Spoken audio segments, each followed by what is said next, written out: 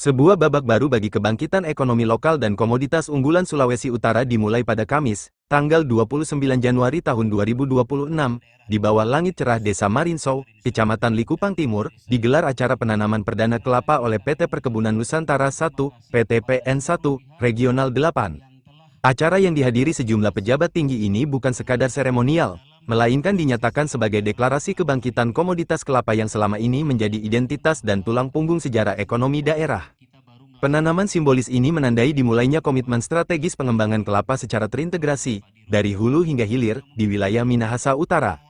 Dukungan penuh dari pemerintah daerah dan pusat kehadiran para pejabat seperti Direktur Utama PT PN1, Teddy Yunirman, Kepala Kejaksaan Tinggi Sulut, Jacob Henry Pati Peilohi, dan staf khusus Menteri PPN, Bappenas, Sukmo Harsono, menunjukkan dukungan menyeluruh dari tingkat korporasi, penegak hukum, hingga kebijakan nasional.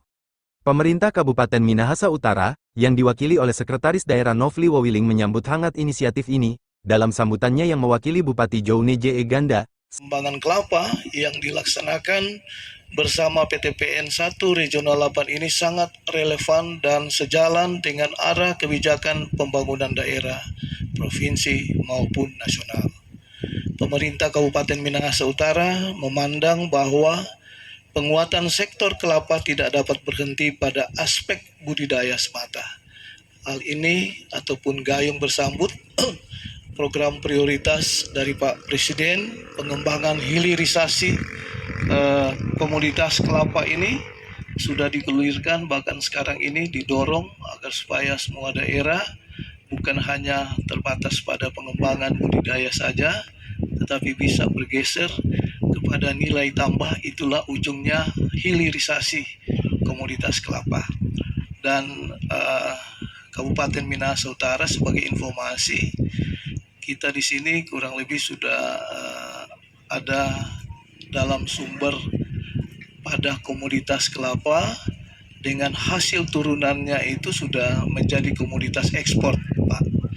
Antara lain itu air kelapa, kemudian batok kelapa yang jadi arang tempurung, kemudian santan beku, itu sudah ada pelaku-pelaku di sini.